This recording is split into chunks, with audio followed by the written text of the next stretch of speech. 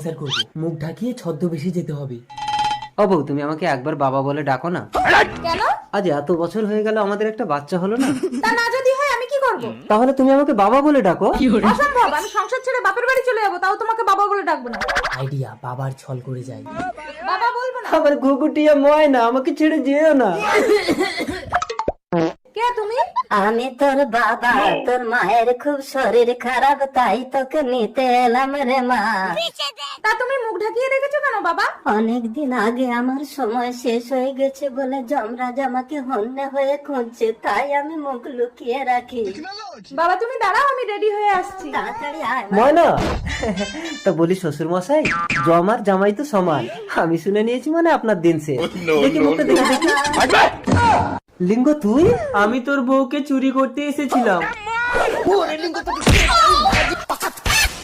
गया हुमुंदी को